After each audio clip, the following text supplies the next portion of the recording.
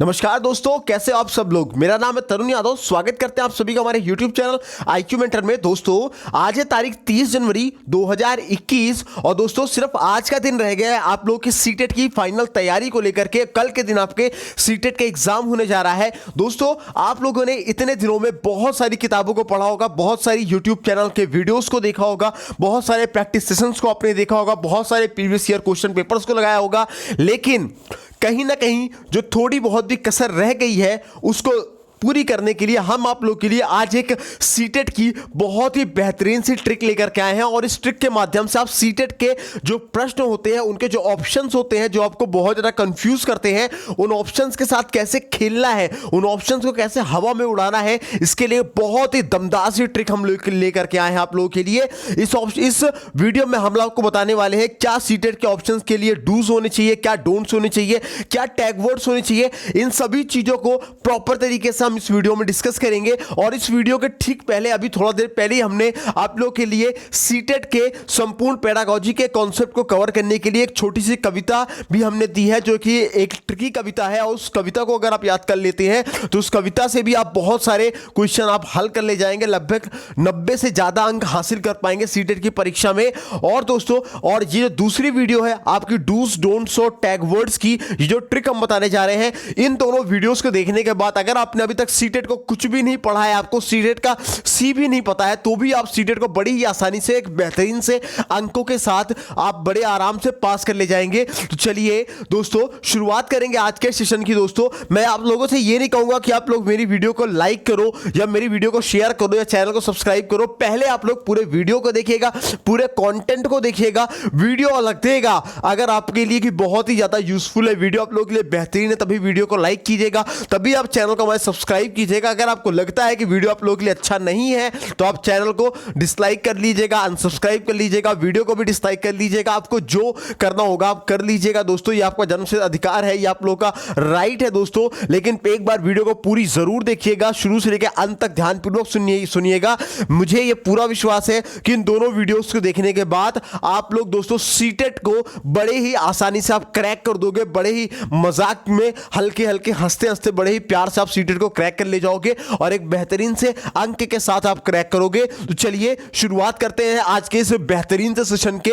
आज जानेंगे सीटेट के क्या डूज होंगे, क्या डोंट्स होंगे, क्या उसके टैग वर्ड्स होंगे, इन सब को डिटेल वाइज प्रॉपर तरीके से डिस्कशन करेंगे। क्या ऑप्शन सही हो सकता है आप लोगों के लिए, क्या ऑप्शन आप लोगों के लिए गलत हो सकता है, हर उस चीज को प्रॉपर तरीके से हम डिस्कस करेंगे। चलिए शुरुआत करते हैं।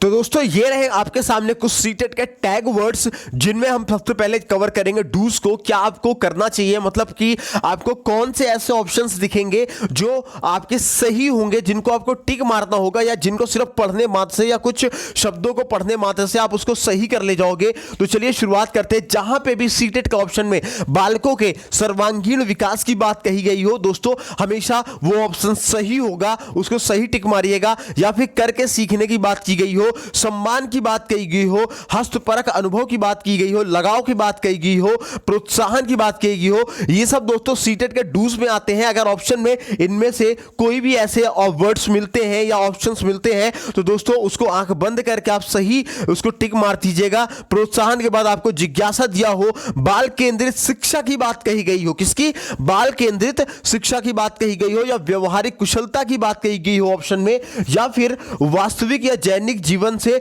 शिक्षा को जोड़ने की बात कही गई हो, या फिर लोकतांत्रिक या प्रजातांत्रिक कक्षा के वातावरण की बात की गई हो, मतलब यह बोला गया हो कि कक्षा का वातावरण लोकतांत्रिक या प्रजातांत्रिक हो, उसकी बात कही गई हो, या फिर किसी भी क्लास को समावेशी क्लास बोला गया हो, समावेशी कक्षा बोला गया हो, मतलब कि समान व्यवहार वाली क्लास बोला गया हो, वो ऑप्शन दोस्तों आपका सही होगा। आंख बंद करके आपको टिक मारना है। या फिर दृश्य और श्रव्य सामग्री की बात की गई हो, खासकर समावेशी कक्षा में, या फिर दोस्तों विभिन्न संदर्भ में भाषा के प्रयोगों की बात की गई हो, या फिर विभिन्न गतिविधियों की बात की गई हो, बालकों के शैक्षणिक प्रभाव के बारे में, या फिर बच्चों के त्रुटियों के बारे में बात की गई हो, यानी गलतियों की बात की गई हो। गलतियों में कैसे कि बच्चे क्या सीख रहे हैं, कैसे सीख रहे हैं, या बालकों का ज्ञान अस्थायी है, या शिक्षण प्रक्रिया का क्या होता है, अंग हुआ करता है। मतलब बालक अगर कोई गलती कर रहा हो, गलती करने की बात की गई हो, तो वो कभी भी गलत नहीं होगा, वो सही होगा। क्योंकि दोस्तों बालक क्या सीखते हैं, कैसे सीखते हैं, ये ज्ञान हमेशा अस्थायी हुआ करता है।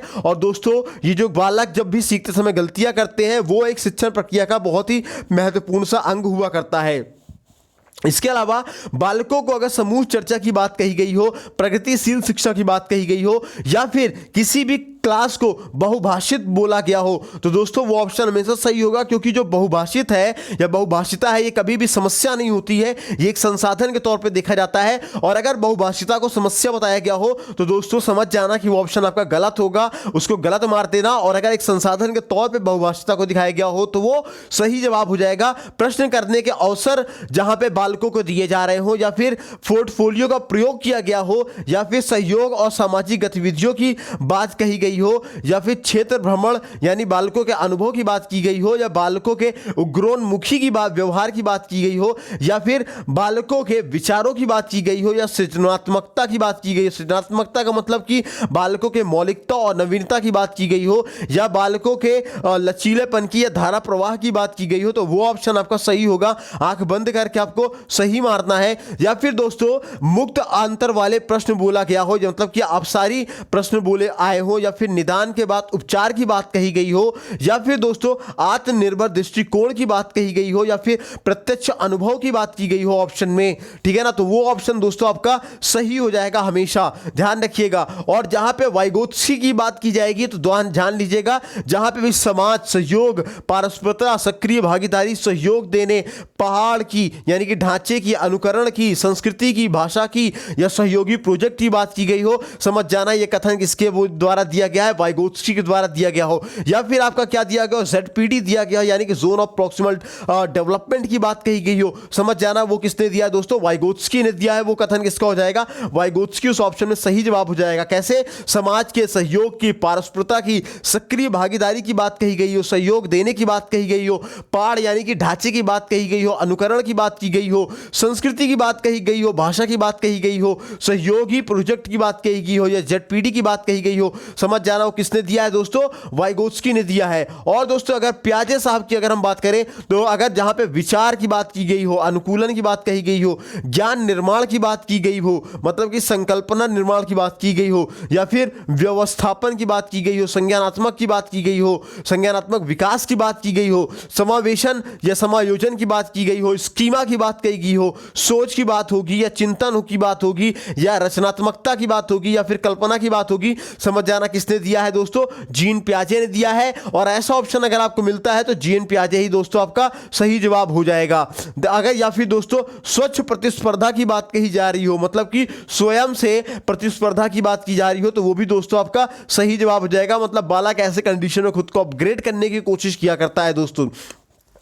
अब बात करेंगे सीटेट के कुछ डोंट्स की, यानी कि सीटेट के कुछ नेगेटिव वर्ड्स की बात करेंगे, जहां पे भी ऑप्शन में पुस्तक केंद्रित शिक्षा की बात की गई हो, किसकी, पुस्तक केंद्रित शिक्षा की बात की गई हो, समझ जाना वो ऑप्शन क्या हो जाएगा दोस्तों, आपका गलत हो जाएगा। या फिर जहां पे शिक्षा केंद्रित की बात की गई हो, शिक्षा केंद्रित शिक्षा की बात कही गई हो, या फिर दोस्तों आपके कोरी स्लेट की बात की गई हो, या खाली स्लेट की बात की गई हो, या फिर लैंगिक असमानता की बात की गई हो, या पक्षपात की बात कही जा रही हो, समझ जाना वो ऑप्शन कैसा होगा दोस्तों, आपका गलत होगा। या फिर जहां पे भी ऑप्शन में आपको क्या दिखे, केवल दिखे, मात्र दिखे, ही दिखे, सिवाय दिखे, बजाय दिखे, रटने की बात कही गई हो, याद करने की बात कही गई हो, स्मरण करने की बात की गई हो, कंठस्थ करने की बात कही गई हो, समझ जाना वो ऑप्शन क्या हो जाएगा दोस्तों, आपका गलत हो जाएगा। उसको तुरंत आंख बंद करते ही गलत उसको काट देंगे। या फिर जहां पे बालकों को दंड देने की बात कही गई हो, सजा देने की बात कही गई हो, बालकों की शिकायत की जा रही हो, बालकों की समस्या को देखा जा रहा हो,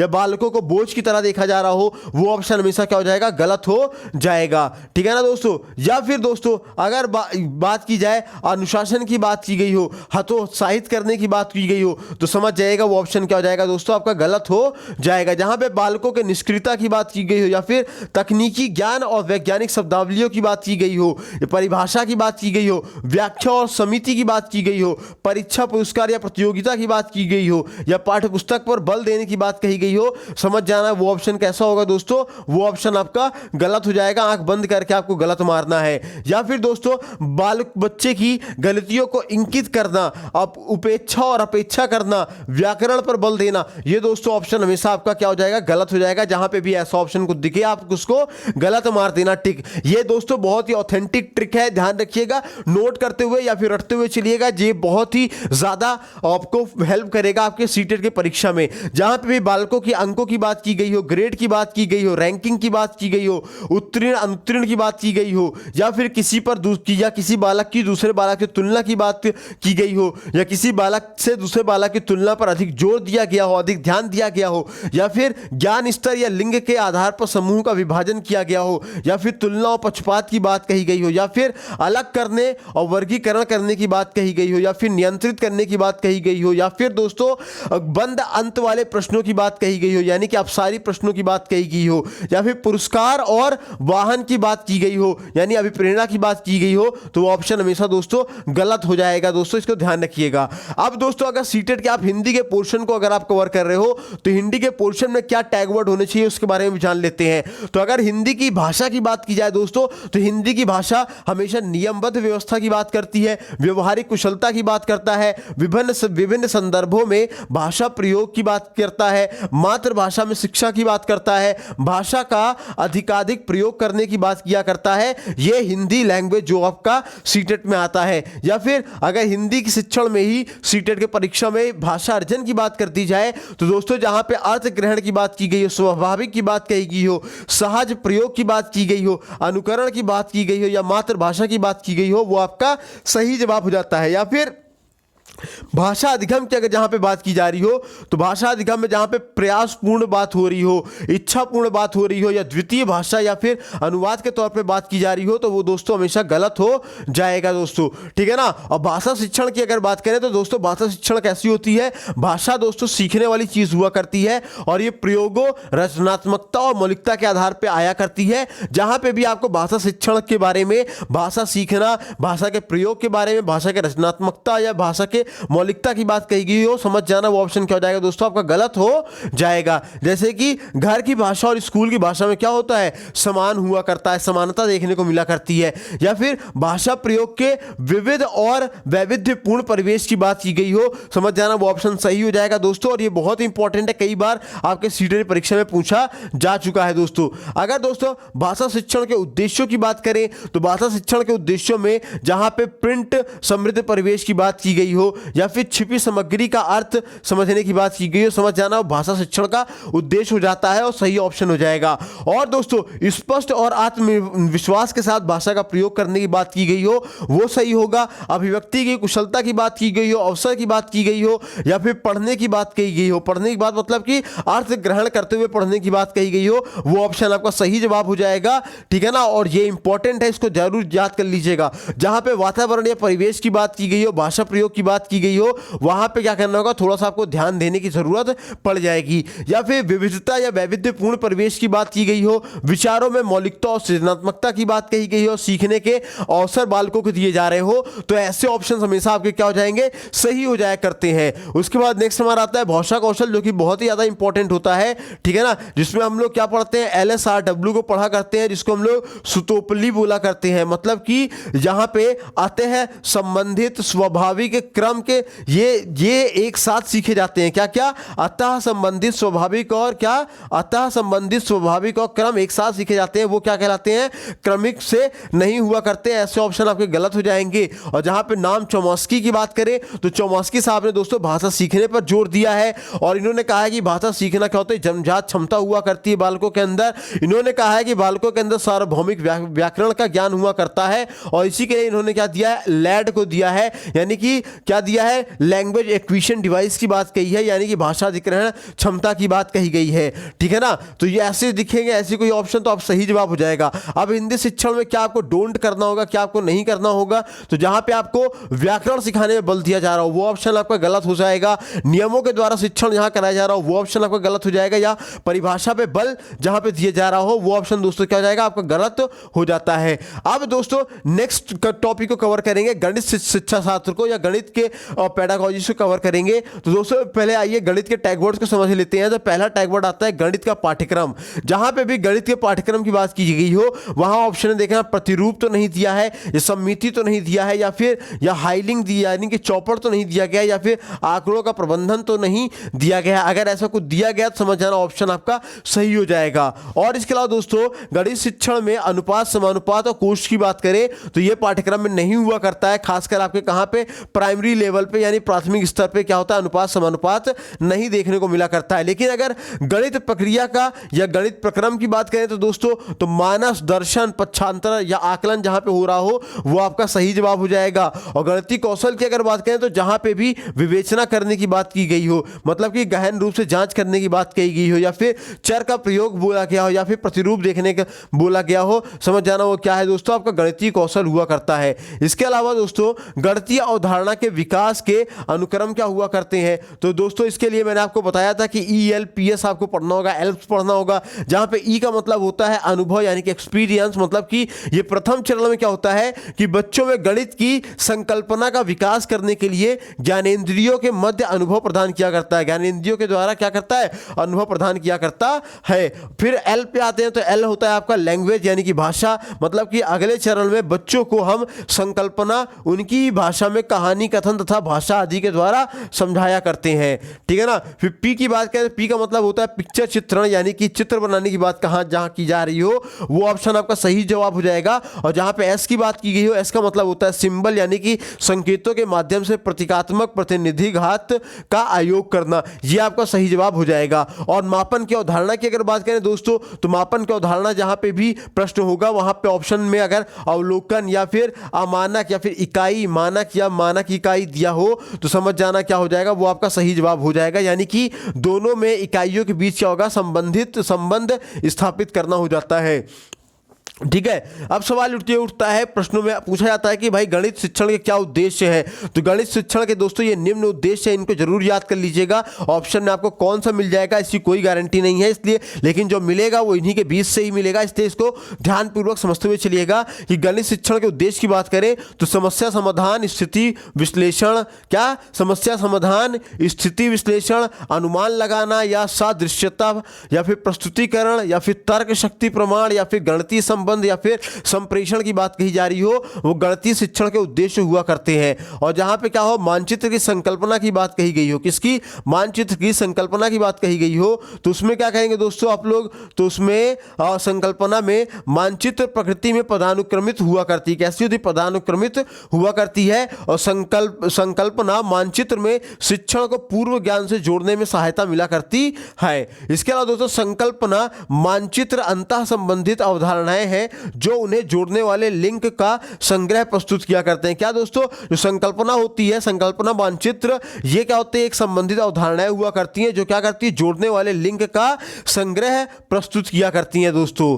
देन बढ़ते हमारे नेक्स्ट क्वेश्चन तरफ। नेक्स्ट क्वेश्चन हमारा क्या कहता है कि गणित हल करने का क्रम क्या होना चाहिए। तो दोस्तों गणित हल करने के क्रम में हमें सबसे पहले रोमारिया की भाषा को समझना चाहिए, फिर उस स्थिति भाषा को समझना चाहिए, फिर समाधान ढूंढना चाहिए, ठीक है ना। और उसके बाद फिर क्या करना चाहिए, प्रतीकात्मक भाषा का प्रयोग करना चाहिए। और अगर बात करें आकलन एवं आकलन चक्र, अधिगम एवं आकलन चक्र की अगर बात करें तो दोस्तों जहां पे भी शिक्षण अधिगम, क्या दोस्तों, शिक्षण अधिगम और आकलन को योजना बनाना और उसका शिक्षण अधिगम के साथ क्या करना, एकोहत आकलन क्या हो कहलाएगा, आपका सही ऑप्शन कहलाएगा। फिर समझना, अधिगम और आकलन चक्र में क्या आपका सही जवाब होगा, समझना कि जहां पे शिक्षण अधिगम और आकलन को योजना बनाना और उसका शिक्षण अधिगम के साथ एकीकृत क्या कहलाता है, आकलन कहलाया करता है। मतलब कि प्रगति रिपोर्ट का विकास और परिणामों का विश्लेषण, किसका, प्रगति रिपोर्ट का विकास और परिणामों का विश्लेषण बच्चों अधिगम और प्रतिपुष्टि की रिपोर्टिंग और उनका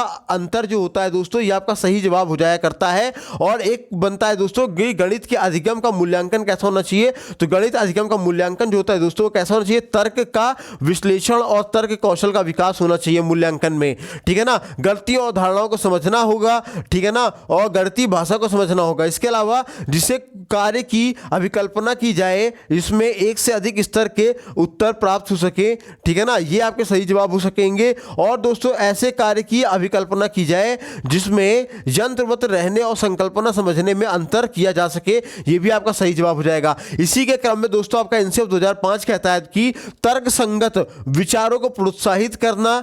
फिर दूसरा कहता है बच्चों के समस्या समाधान और समस्या प्रस्तुत करने में कौशल विकास करना, और गणित को बच्चों के जिंदगी का भाग बनाना, ठीक है ना। और इसके अलावा गणित को सफलता प्रत्येक बच्चे के लिए आवश्यक है। गणित में सफलता क्या होती है, हर बच्चे के लिए बहुत ज़्यादा आवश्यक हुआ करती है, और बच्चों को सोच विचार प्रक्रिया को गणितीय रूप देना चाहिए। कैसा रूप देना चाहिए, गणितीय रूप देना चाहिए, ठीक है। बढ़ते हमारे अब अगले ये मैथ के टैग वर्ड में हमें क्या करना चाहिए। तो मैथ के टैग वर्ड में दोस्तों हमें क्या करना चाहिए कि तर्क और या तार्किक चिंतन की बात की गई हो ऑप्शन में, तो आपका सही जवाब हो जाएगा।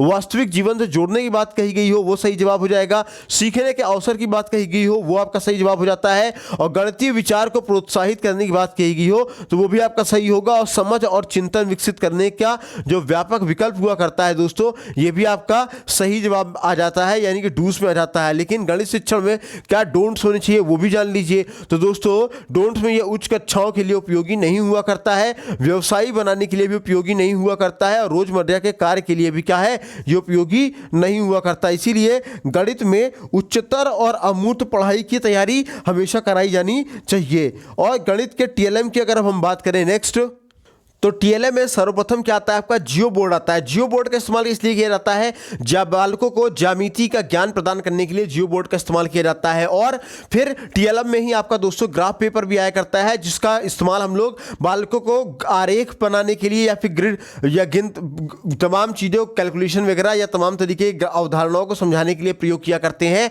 और ग्राफ पेपर को दोस्तों हम लोग आरेख पेपर भी बोला करते हैं, ग्रिड पेपर भी बोला करते हैं। इसके अलावा दोस्तों टीएलएम में ही क्या आता है दोस्तों, आपका गिनतारा आया करता है, जिसमें बालकों को हम लोग योग तथा घटाना सिखाया करते हैं, ठीक है ना। अब उसके बाद दोस्तों गणित के बाद अब हम आते हैं ईवीएस के पोर्शन पे। तो ईवीएस का क्या टैग वर्ड होना चाहिए वो भी आइए जान लेते हैं। तो दोस्तों ईवीएस के टैग वर्ड में सबसे पहला आता है पर्यावरण संरक्षण की अगर बात करें, तो पर्यावरण संरक्षण में से जहां पे पर्यावरण के प्रति सरोकार की बात की गई हो, है ना, वो आपका सही ऑप्शन हो जाएगा। या सार्वजनिक यातायात का प्रयोग करने की बात कही गई हो, वो आपका सही जवाब हो जाया करता है। वो ऑप्शन आपका क्या हो जाएगा, सही जवाब हो जाएगा। हमेशा उसको बिना सोचे समझे आपको सही जवाब मार देना है।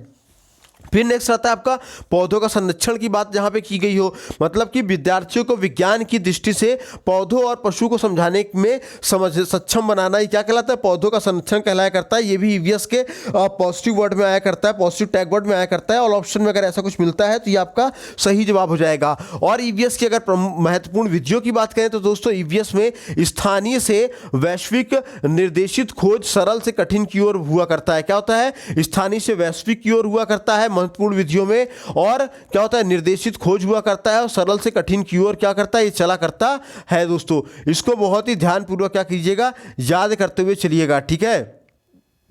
उसके बाद ये क्या काम किया करता है दोस्तों, जहां पे एससीयू पागम की बात करें, किसकी बात करें, एससीयू पागम की बात करें, जो कि बहुत ही इंपॉर्टेंट है। एससीयू पागम का मतलब होता है कि शामिल करना, खोजबीन करना, व्याख्या करना, विस्तार करना और मूल्यांकन करना, ये क्या कहलाता है, ऐसी है ना, उपागम किया करता है, यानी कि सर्च टू इवेल्युएशन अधिगम कहलाया करता है, ठीक है ना। और इसके अगर शिक्षण उद्देश्यों की बात करें एससी के, तो दोस्तों इसमें इसका जो उद्देश्य है वो क्या है, प्राकृतिक और सामाजिक हुआ करता है। प्राकृतिक और सामाजिक वातावरण के बारे में उत्सुकता जगाना इसका मूल उद्देश्य हुआ करता है। अगर ऑप्शन में ऐसे मिलता है कुछ तो ये आपका सही जवाब हो जाया करता है। और इसके अलावा दोस्तों क्या करता है, खोज की क्रिया में लगाना और जीवन और पर्यावरण में सरोकार करना। इसके अलावा दोस्तों बच्चों को प्रश्न पूछने के लिए अभिप्रेरित करना, ये क्या हो जाएगा दोस्तों, आपके पॉजिटिव वर्ड में आ जाएगा। और अगर ऑप्शन में ऐसा कुछ मिलता है तो आपका सही जवाब हो जाएगा। और बच्चे के अनुभव को संसार या बाहरी दुनिया से जोड़ना भी क्या हो जाएगा, पॉजिटिव कीवर्ड में आ जाएगा ईवीएस के। इसके अलावा अगर एकीकृत पर्यावरण की बात करें तो जहां पे भाषा और गणित, ठीक है ना, भाषा और गणित का मतलब कि कक्षा 1 और 2 की बात की जा रही है, ठीक है ना।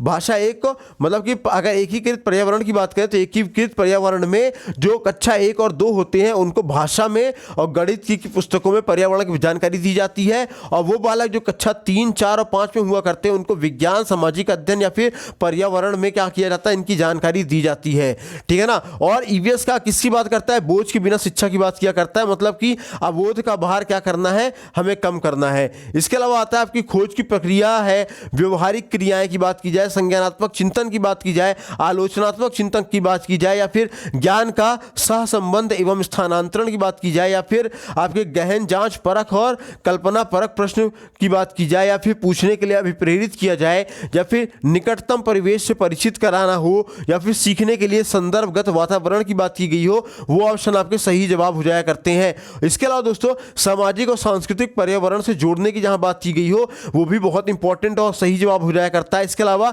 अवलोकन है, मापन है, भविष्य कथन है, वर्गीकरण है, इन सब कौशलों का विकास करना भी क्या हो जाएगा? पॉजिटिव में आ जाता है, ईवीएस के पॉजिटिव टैग में आ जाया करता है। और सक्रिय अधिगम अनुभव की बात की जाती है, यहाँ पे पारस्परिक क्रिया की बात की जाती है। और गृह कार्य की अगर बात करें तो गृह कार्य के अंतर्गत क्या किया जाता है? विस्तारित अधिगम के लिए चुनौतियां और उत्तेजना बालकों को दी जाती है। और दत्त कार्य की अगर बात करें तो अधिगम विस्तार के लिए हम लोग दत्त कार्य दिया करते हैं। और आकलन की अगर बात करें तो दोस्तों तो रिक्तियों या फिर कमियों की पहचान करने के लिए हम लोग क्या करते हैं? आकलन किया करते हैं। और अगर अभ्यास की बात करें दोस्तों तो अंतः प्रकरणी या फिर अंतः निर्मित पाठ या पाठ के बीच में क्या करते हैं? हम लोग अभ्यास किया करते हैं, ठीक है ना। अब इसी ईवीएस के शिक्षण में ही क्या हमें डोंट करने चाहिए, यानी कि क्या ऑप्शन आपका गलत मारना चाहिए, तो वो भी आइए जान लेते हैं। जहां पे भी दोस्तों काम और रोजगार की दुनिया से जोड़ने की बात कही जाए, वो ऑप्शन आपका गलत हो जाएगा। विशेषता किसी एक पक्ष पर ध्यान देना या फिर अभिभावकों के विचार को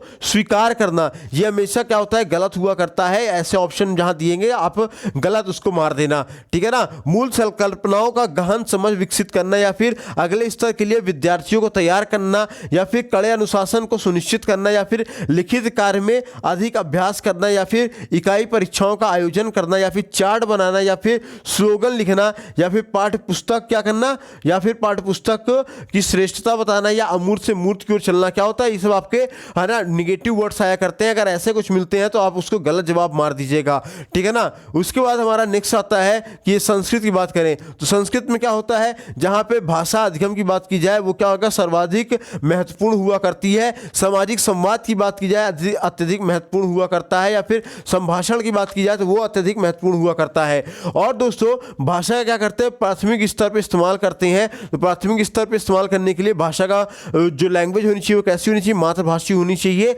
और सांकेतिक भाषा होनी चाहिए। कैसी भाषा होनी चाहिए? सांकेतिक भाषा होनी चाहिए, ठीक है। इसके अलावा अगर भाषा विकास की बात करें तो भाषा विकास के अंतर्गत अभिव्यक्ति, भाषा प्रयोग और अक्षर आया करते हैं। और भाषा अर्जन की अगर बात करें तो भाषा अर्जन में आपके परिवार, समाज, प्रथम भाषा, शब्द या फिर मातृभाषा, अनुकरण और अनौपचारिक भाषा आया करते हैं भाषा अर्जन के अंतर्गत, ठीक है ना।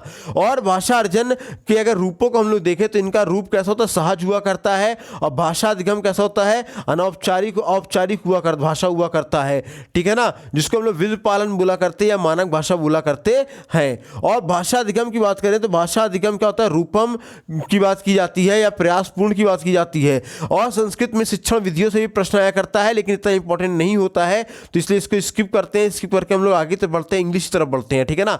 तो इंग्लिश के पहले टैग वर्ड को जानते हैं, पॉजिटिव वर्ड को, जो हमारे डूज है उनके बारे में हम लोग आइए पहले जानते हैं उन्होंने क्या किया है। तो जहां पे भी इंग्लिश में इंडिविजुअल डिफरेंस की बात की जाए यानी व्यक्तिगत भिन्नता की बात की जाए वो ऑप्शन आपका सही हो जाता है। या फिर क्या हो जाता है ना, क्या होता है? एलर्टिविटी की बात की जाए यानी सक्रियता की बात की जाए वो आपका सही जवाब हो जाता है। लैंग्वेज की बात करें यानी भाषा की बात करें तो वो भी आपका सही जवाब हो जाता है। स्टाइल यानी शैली की बात करें तो वो भी आपका सही जवाब होता है। और एबिलिटी की बात करें तो वो भी क्या होता है? योग्यता कहलाता है और सही जवाब हुआ करता है, ठीक है ना दोस्तों। इंग्लिश में ही क्या दोस्तों लर्निंग बाय डूइंग एक टर्म आया करता है, इसका मतलब होता है करके सीखना। डाइवर्जेंट थिंकिंग की बात की जाए यानी कि अब सारी चिंतन होता है। ओपन एंडेड क्वेश्चन की बात की जाए या फिर क्रिएटिविटी, न्यू थिंकिंग की बात की जाए या एक्सप्लोर की बात की जाए तो दोस्तों ये सब क्या होते हैं? सीटेट के डूज में आया करते हैं, जो कि बहुत ही इंपॉर्टेंट हुआ करते हैं। इसको जरूर याद कर लीजिएगा, बहुत ही ज्यादा मोस्ट इंपॉर्टेंट है। जहां पे चाइल्ड सेंटर्ड एजुकेशन की बात की जाए, समझ जाना, वो क्या हो जाएगा? आपका सही ऑप्शन हो जाएगा। जहां पे इंक्लूसिव एजुकेशन की बात की जाए यानी समावेशी शिक्षा की बात की जाए, समझ जाना, वो ऑप्शन क्या हो जाएगा? आपका सही हो जाएगा। जहां पे भी रियल लाइफ की बात की जाए यानी कि जीवन से संबंधित वास्तविक ज्ञान की बात की जाए वो आपका सही जवाब हो जाएगा। और रिलिया की बात बात की जाए यानी कि नेचुरल थिंग की बात की जाए जो टीएलएम के माध्यम से, तो क्या कहलाएगा, रिलिया कहलाएगा। और सीसीई की बात करें तो इसका फुल फॉर्म क्या होता है, जो है ना सेंट्रियस, यह क्या होता है, कॉन्टिन्यूअस कॉम्प्रिहेंसिव इवैल्यूएशन हुआ करता है, यानी कि सतत व्यापक मूल्यांकन हुआ करता है। ठीक है ना। अगर एक शिक्षक की बात करें तो एक शिक्षक को कैसा होना चाहिए, तो एक शिक्षक एक बेहतर गाइड होना चाहिए, एक हेल्पफुल या हेल्पर होना चाहिए, फैसिलिटेशन होना चाहिए। और शिक्षक के अंदर सबसे बड़ी चीज़ उनके अंदर धैर्य होना बहुत ही ज़्यादा महत्वपूर्ण होता है। ठीक है ना। और अगर क्लास की बात करें तो दोस्तों जो एक शिक्षक होता है वो कैसा होता है, अपने विचारों से मुक्त हुआ करता है, प्रजातंत्र तांत्रिक हुआ करता है और अनुभव से परिपूर्ण रहता है दोस्तों ये। ठीक है ना। और इसके अलावा दोस्तों डिफरेंट लर्निंग स्टाइल की अगर हम बात करें, ठीक है ना, तो निगेटिव वर्ड जो आते हैं, निगेटिव वर्ड को आइए जान लेते हैं। तो जहां पे भी परीक्षा की, प्रतियोगिता की, व्याख्या की, पुरस्कार की या फिर स्मरण करने की, रटने की, पाठ्य पुस्तक पर बल देने की या अनुशासन की बात कही जाएगी, समझ जाना वो ऑप्शन क्या होगा, आपका गलत हो जाएगा। ठीक है ना। जहां पे बच्चों से कोई उम्मीद रखी जाए वो ऑप्शन आपका गलत हो जाया करता है। या फिर जेंडर ब्यास की बात करें, लिंग भेद की बात करें, या फिर क्या होता है सेग्नेट यानी कि सेपरेट यानी कि अलग करने की बात की जाए, कंट्रोल्ड यानी नियंत्रित की बात की जाए, या ऑथराइजेशन यानी एकाधिकार की बात की जाए, या फिर टीचर ओरिएंटेड क्लास होगी, ठीक है ना, तो वो भी क्लास आपकी सही नहीं होगी। क्लोज एंडेड क्वेश्चन होंगे अगर, तो वो भी सही नहीं होगी। कन्वर्जेंट थिंकिंग यहाँ पे होगी, जहाँ पे अभिसारी चिंतन होगा, वो भी आपका सही में नहीं आया करता है दोस्तों, ध्यान रखिएगा। तो दोस्तों ये थे कुछ आपके सीटेट के कुछ डूज और डोंट्स और कुछ टैग वर्ड जो कि आपके सीटेट परीक्षा के लिए बहुत इंपॉर्टेंट होंगे। दोस्तों इस वीडियो को पूरा देख लीजिएगा, 2 बारी 3 बारी समझ में आ जाएगी ये वीडियो बहुत अच्छे तरीके से। और कल जब आप सीटेट के परीक्षा में बैठोगे तो आप याद करोगे कि आपने आईक्यू मेंटर चैनल पे कुछ पढ़ा है, कुछ बेहतरीन पढ़ा है। तो चलिए इसी के साथ अपने सेशन को खत्म करते हैं। तब तक अपना ख्याल रखिए, स्वस्थ रहिए, मस्त रहिए। जय हिंद दोस्तों, गुड नाइट।